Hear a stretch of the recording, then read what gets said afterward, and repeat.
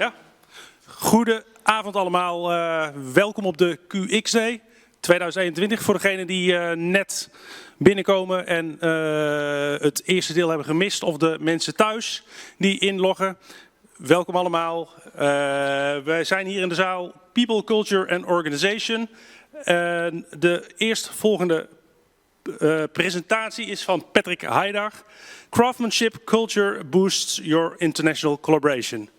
Een paar kleine opmerkingen. Sorry. Applaus. Kleine opmerkingen vooraf de presentaties in het Engels. Mensen mogen vragen stellen via de chat, maar die worden beantwoord op het einde van de presentatie. Dank je allemaal. Thank you. Thank you. So, first of all, out of the world of options, internet, books, movies, you all have selected me for 30 minutes. You've devoted your time for 30 minutes to me. And look, I'm now in view. And why I'm going to share this with you, I have to start. What are you doing? Perfect. I have to start with what inspires me to do this. I'm going to share you something that I've done for 2 decades now in international settings. And what motivates me is this martial art. I'm practicing martial arts for over 2 decades as well. And I've changed to Aikido. This is the martial art with my master and a student. And most people can't tell who's attacking, who's defending. Because in this martial art, when someone attacks you, you don't consider it as an attack, but you consider it as an act of love. Because if you start to consider it as an act of love, the whole intention from the other person changes to you and you will act differently. And you will be able to receive that message from that person's devotion, that energy, that life force that person shares with you, although he has maybe a bad intention, you accept it and you can change it into something else.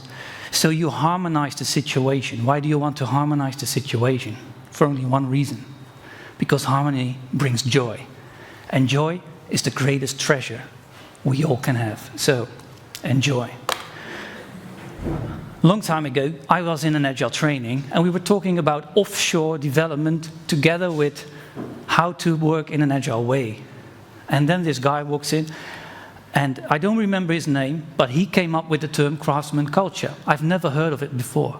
And he said, when people talk about overcoming cultural differences in an offshore setting, they very often talk about country culture. So when you work together with India, China, Vietnam, Germany, it's about the cultural difference on country level. For example, about language or behaviors. And he said there are actually multiple layers of culture, and I never looked at it that way. So it's not only the country culture, but what is really important is also the organizational culture, or your team's culture, or your craftsmanship culture. And then this guy went on about something else I don't remember. But this part about craftsmanship culture triggered something in me. And apparently, Tinus, you discovered that I was developing myself a mental plot that I use every time when I work in an international setting, which I've done for over 20 years now. And before I can share this model with you and you can start using it, because then you can improve the way you collaborate, so you can enjoy your day more and end the day, like people ask me, how come at 5, 6, 7 o'clock, how come you're so full of energy? Because I've actually enjoyed my day. Although the day is only about problems, this doesn't work, that doesn't work, test engineer is sick, how can we release, and all that stuff. And I have to fix it as a manager, but hey, guess what? We're in it together as a team, and I really enjoy these conversations. So I was thinking about onion rings and some ingredients together, and then you've got several layers of culture and several techniques and tools to your availability to use it into your advantage. Before I can share the model, there's one thing that's the most crucial part of the model. It will be in there, but it's your entry point. So without this, the rest won't work. The fun part is you need languages to get started. But once you've got started, you don't need the languages that much anymore. So it's essential to start, but it's not that crucial.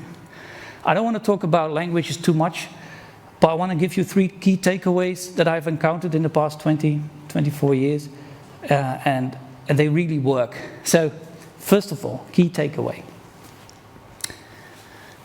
Now I can do it finally. We can start to talk slow.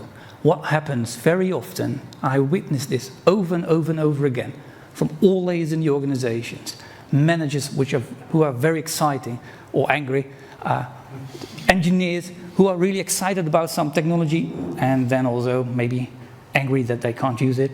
I see all kinds of emotions going up and down in these conversations. And what happens? We are not using our native tongue. Well, I'm not. I'm English. I'm not used to English. I'm using English as a business language, but I'm Dutch as a native tongue. So I am using a language that's not natural to me, which means if I speak fast, I'll make more flaws in my language. But also the other persons in the call will need to translate that English language. Some of them are used to translate it in their own native tongue, and then, only then, the idea comes in their mind and they understand what I was saying. So then they will have thoughts of their own. They need to translate it back to English and tell it to me, and I need to translate it. So there's a lot of translations going on, which allows room for error. And I see it over and over and over again. I see, very often when I ask, what can we improve in this organization? People tell me, we need to improve our communication. Yeah, okay, how do you do that? Talk slow. And two things happen. You get time to choose your words more carefully. And the second thing is, your grammar will improve. And that's a good thing, because the persons in the call, they have all learned some kind of English with the same grammar.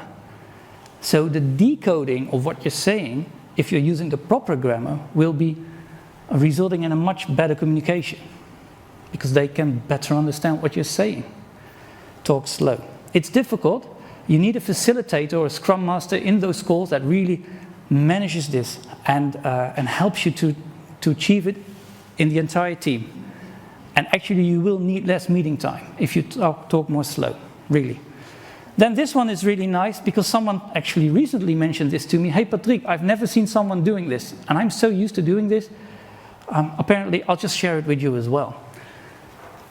You might have heard in a conversation, to optimize your conversation results, you may summarize. Is this what you meant? Did I understand you correctly? Is it A, B, C, D? And then you have a conversation going.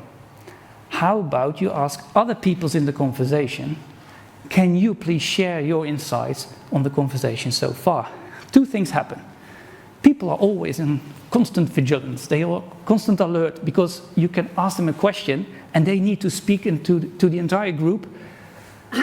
And because I ask different kinds of people with different kinds of job titles, craftsmanship, different kind of roles, they have a different kind of knowledge and experience behind their thoughts, they will summarize or share their insights in a different way. So I often just ask 3 different people. A test engineer, could be a software engineer, could be an architect, could be in UX design, doesn't matter who's in the call, and I ask them their interpretation.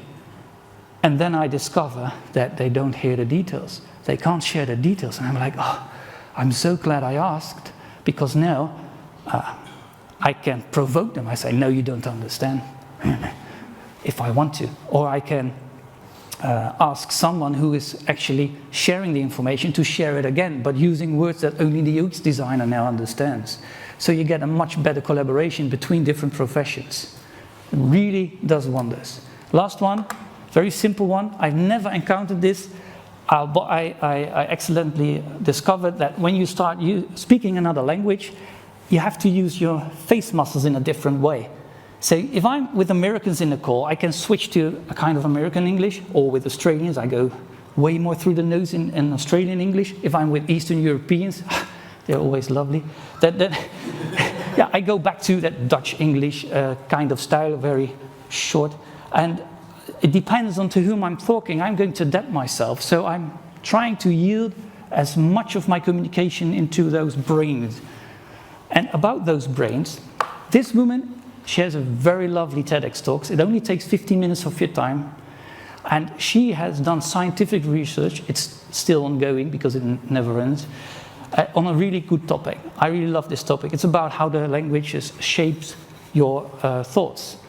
And it's also the other way around. Your thoughts shape the way you use your language. So if you're angry, you will start to speak up, be more angry, be more intense in your words, or you may be sad and you may be shivering, and you will use words where you try to victimize yourself. Now, it's really lovely. She has great examples. I won't say anything about it. In the slides, all the sources are, you can find them in the slides. Once you have done your language, you know how to contact people, then it's time to actually start behaving in a different way. And you can choose how to behave. And very famous coach style way of behaving is like the 3 Fs. You can either fight, or you can freeze, or you can flee. And I always add a 4th one, which is, or you can be free, once you have mastered the skills and the experience to handle the situation. I would call that you're free in your movement. But I don't know who came up with this. There was this guy in a book or YouTube, I don't know. He was talking about overcoming cultural difference, and he uses the 3 Cs instead of Fs. But it's actually the same. Confrontation. This happened really recently again. I went to senior management. We can't achieve this kind of feature. That is not an option. 2 people have a problem. I had a problem. I visited my senior manager. He has a problem now, and he gives it right back to me. But I know why he responds like that. He has some knowledge I don't have. But he seeks the confrontation and tries to get it solved. So how can I work around? I need to improve my way of collaboration. The other one is, so that would be then, the first one would be like confrontation, yeah? So like the fight. Then you've got the flee or the freeze, which is more like complaining. People often use words like, it can't be done. It never works that way, or it's always breaking the build the moment you start entering those feature branches without feature toggles. What's going on here? Can't you deliver a proper quality? Stuff like that. When people start using words like that, you know, okay, they're in a complaint mode. How can you overcome those craftsmanship cultural differences? Not by complaining, because frankly, I have to meet the software engineer that really on purpose build bugs. I don't know them. They want to build good quality software. So there is no bug in it on purpose. Don't blame them for doing very complicated work with lots of dependencies. So how do you level up that kind of collaboration where you can get to a result in 1 or 2 meetings? So you improve your way of collaboration. And you've all, I think, read LinkedIn blogs or Linda magazines, for the Dutch people then, but it's about those life coach style tips, and they're actually pretty good. So instead of judging, it never works like that. You can ask questions, be curious. It sounds easy, it's very difficult. We're all human, so I always switch in between, but I've mastered more and more situations, so I'm more often nowadays in the collaboration mode. And using the language and using the way you can influence people's behavior and your own behavior using the right way of approach, I came up with, or with help, I came up with this model. Never realized it actually, but this is what I do every time when I come into a new environment in an international situation. I figured out who are the key persons I need to work with. The team members, so some people down the production line, you will engage with them like marketing or sales or integration specialist, doesn't matter. The key persons, their managers maybe, I need to know them. I want to know from which country they are, because the manager from Germany, I will approach that person completely different compared to a manager from the Netherlands. Or a manager out of India, I would approach that person completely different compared to a manager from Switzerland or Denmark. So I need to know which country. I also then know what's your native tongue, because if I know you're speaking in a business language that's not your own, I need to slow down. And not only that, I need to verify lots of questions and statements. Then I can look into the organizational culture. And especially in a global setting, the organizational culture differs per country. Very often you see that the science hubs are in Western Europe or in America, and the more engineering hubs are available in the low-wage countries, still low wage. It's changing, luckily. And then you see that they have different targets, different vision. I've actually seen code, if A, then A, else A. And I was like, why is that in the code? I used to be an engineer for about 10 years before I switched to Scrum Master, Product Owner, and becoming a manager R&D. And now I'm working at Society as an improvement coach. So I looked at the code, I was like, why so many lines to just execute statement A? And it turns out that the KPIs in that Chennai office was about lines of code per day. I said, that's not possible. Show me the whole code. And I saw the whole code and I was like, okay, how does it get past the quality gates? And actually a friend of mine, he became an architect, and they bought software that checks the code of their employees all around the globe, because they were copying code from Stack Overflow in Google instead of programming them themselves, which you're not allowed to do, but it also is a serious security risk, especially if you would be driving in a car, self-driving cars. You don't want that. So you need to invest in the quality of code, not just by using all kinds of tricks, but you also need to trust the people. And apparently there's no trust. I can say there's trust, yeah, sure, and I can tell you exercises to get trust, but we also have to deal with the real life. So I need to know what kind of organizational culture is there, so I can align with it. Then I look at department level. Marketing is completely different compared to sales or support or engineers. They're completely different departments. I need to know, if I need to speak with persons from the other departments, what are their values, their norms. Then I look at team level. One team is very mature, the other team is not that much mature. How does it work out? How do I relate to them in such a way that I don't offense them, but I do get the results I want with my teams? And the other one, profession. That will be the craftsmanship culture, which relates to all layers and then combine them, make them central. But the profession, like a software engineer, has different skills and different behaviors compared to someone from HR department. I need to know that. And if I know that, I can address them in the right language. And language for me is always about three parts. The language we speak, the language we have to write, email, use in Teams, etc. But also the language you use in your documentation, in your product. So one might call this a glass, the other one might call it a mug, I don't know, or a cup. But we all know what's the intention behind it, but it depends on marketing, how they sell it. So I need to know how to translate that into our documentation. But depending to whom I talk, I need different words. Very often, I don't see people doing that. So I don't know if everybody's nodding like, I don't see it. I witnessed this for 20 years, that people just speak the language they are used to. They don't invest in how to speak with people from another department. So terminology and standards. Standards. Who needs standards? I thought about putting in that KMC comic, but no. Okay, like standards, we've got 15 standards. I made one, now we've got 16 standards, that one. But it's relevant because it gets into the code base, it gets into the product, and you need to arrange budget to comply with certain standards. So if you need budget, you really need to know what you're talking about and how to communicate about budget. Getting it is not that easy.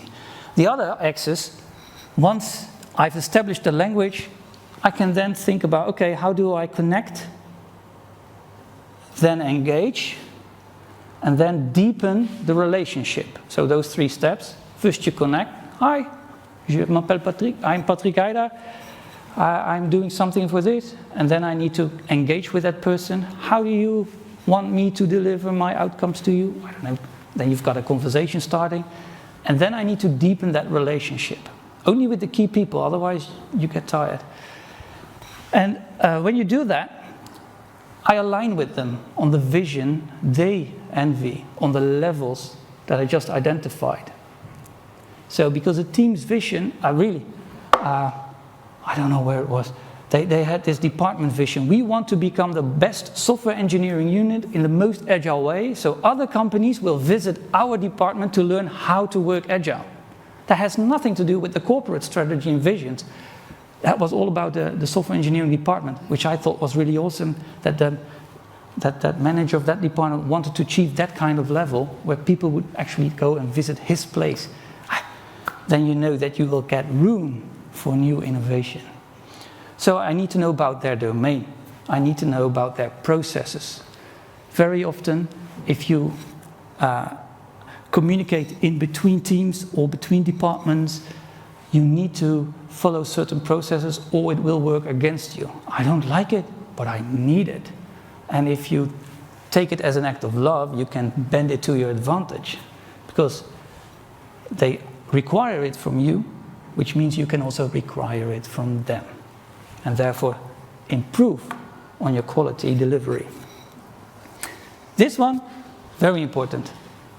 This is where actually all the communication goes wrong. With language, okay, you can repeat yourself, you can have another meeting, you can have another meeting. Eventually, you'll get to it. With alignment, well, you've got a clear job to do. Apparently, sure. That person has a clear job to do, apparently, sure. But where do you overlap? And where can you say, hey, this is mine, I'm taking care of it, and you take up the responsibility? I don't know if you've been to some company trainings about organizational culture or values or norms or key values, which is really hot the past 5 years. They very often talk about, we want our teams to become more autonomous. How do you do that? Actually, if you look at the Scrum Guide, it looks beautiful, the new edition. In the Scrum Guide, they talk about self-autonomous teams. How do you achieve that? Where do you put the trust? This is very often not well arranged in organizations. Really, doesn't matter which organization. So there is room to navigate between accountabilities, responsibilities, and tasks. Once you've got that clear picture, like, okay, I need this from that person, then I can start communicating on that level. And that's what I do. I ask them, and I tell them, this is what I expect from you, because, and if I'm wrong, tell me. Who else should I ask? And then people suddenly feel, okay, now I know what I'm up to. Now I know what Patrique's team is expecting, or what Patrique is expecting at least. And that's also part of the letter. I want to have very clear definition of your deliverables. So I know what I'm going to expect from you, and I know what I have to deliver to you. We're all in it together. But if I don't deliver it in such a way you can use it, we will get to in the complaint mode. I need to be in the collaboration mode. How do I do that? I need to know how you want me to deliver it. I need to know how I want it to be delivered to me, from you. Tools that are being used and techniques that are being used. For me, pair programming is very common. I always wanted every team member should do pair programming in engineering, but actually in management too. I didn't get that far, but I would love to see that more and more. Because, yes, it takes two to tango, but then the tango looks much better, right? Then you can win prizes. And I see it over and over proven again with these simple techniques. They have established themselves in a matter of quality. Unravel. You need it. Go pairing. By the way, there are many other techniques, and after a couple of years, different organizations, different departments, you've seen most of them, or variations. And then you can get another book. But I must say, it is very up to date. It is very up to date. Rick, well done. So once you have all this in place, then you can play the game. Then that's it. So you're done. I do this mentally. I don't have an Excel, like you said.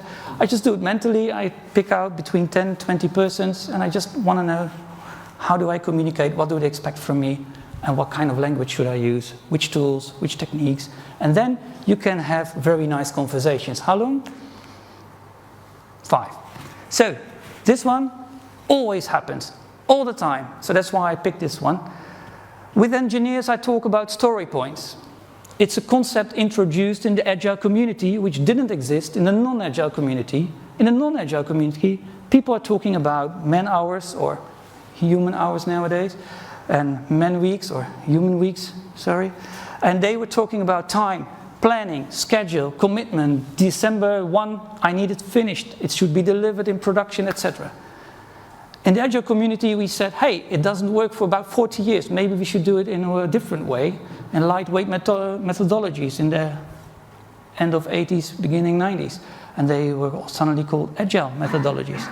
And then they introduced the concept of story points. So when I'm talking to management, because of the stock exchange, they need to deliver a yearly budget. We need to talk about annual budgets. It's relevant. I can't skip that topic. I need it.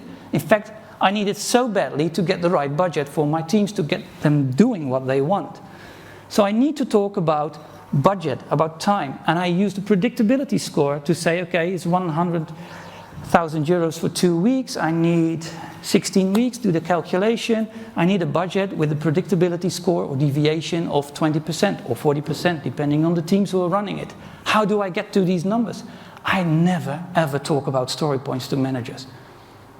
I do a calculation. Then I go to the engineers, and I don't want to talk about how long does it take. I've never had one single engineer who said, well, Monday it's ready. 2 days. It's 3 days, 2 days, what is it? No, it's always a conversation. Is it 1 week? Is it 1 month? Is it 1 year? What kind of order of magnitude do I need to think? So to get rid of those discussions, we're using story points. I'm not going to explain about story points here, but I don't want to talk about predictability. I only want to talk about relative estimations, and that's why we use story points. I never talk about time, never talk about budget to engineers. This looks too complex, let's make it simple. This column, this is a very old model of the 80s, the book is below. This model, the job characteristic model, is something I use to fuel that mental model. So I want to know how to provide feedback, and I want to get feedback. Most organizations, they fuel feedback, but they don't. So today there was someone from Bosch. They actually incorporate it in their culture. Okay, I want to know about autonomy, because you say you want autonomy, but can they take actually decisions and follow them? Or is it just required to have another meeting? So this model helps me a lot. This is a presentation from Maurice Chung. He's one of the big guys, together with Gordon Moore, about Moore's Law, and Kilby, inventor of the IC. And this guy here, he used to be president of the biggest company in the world about the semiconductor. Well, biggest. Last year they caught up on Intel, almost 3 times as big as Intel. And he's 90 years old. He had his last speech, and he mentioned culture, habits, and language in the context of being crucial to have an excellent performing factory and organization. And I thought, hey, I'm doing also stuff that's in line with his thoughts. I'm not the only one. There are more people out there once you start to Google. So, whenever you go on a new international adventure, or you can use it even locally, try the mental map, see if it works for you. If it sounds too much work, just pick 2-3 persons and see if you can start to collaborate on a different level than before, and then end up with more joy at the end of the day. Because that's what it's all about. I enjoy my job. Thank you.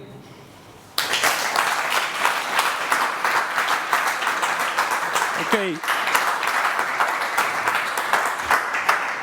So, any questions? Thank you for your presentation. I'll start with one question I got online. We only have like 2 or 3 minutes left. But the question was asked at the beginning of the presentation during the part of the 3 C's. Should all situations progress towards cooperation, or are there situations where something like complaining is preferable? No, it depends on the situation and your own maturity level. The more experience you have, the more easy it becomes to go into that collaboration mode.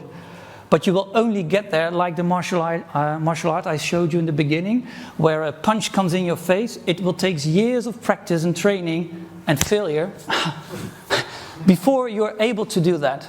So practice as of tomorrow, complain, see what happens, confront, see what happens, learn, and next time try to be more collaborative, but dare to fail. Yeah. My question was, so you talk about your model, which is quite elaborate, but that's also a lot of homework that you have to do for each and every interaction. So like, you have to know the organizational tree, their cultural background, their psychological maturity, Yes. and so on and so on. So how do you make that more manageable within? I built it up in a couple of weeks, and it's investment. It's investment in yourself. It pays back because you can communicate in a much more effective way. You can establish much faster a level of maturity in your teams, your cooperation with, you're working with. And I focus on the items I don't know. So after a few years of experience, you will note, for example, a lot of Chinese colleagues, they need to translate English in their mind to Chinese. It's amazing. They can speak 2 languages. I don't know any Chinese. But I know they need to translate. So I need to slow them down, because once they go back, they will want to talk very fast because they have huge knowledge and they want to share it. So I need to slow them down in a way I respect them. Once you know that, it's all tricks. So identify the persons how you can collaborate with and build it up step by step.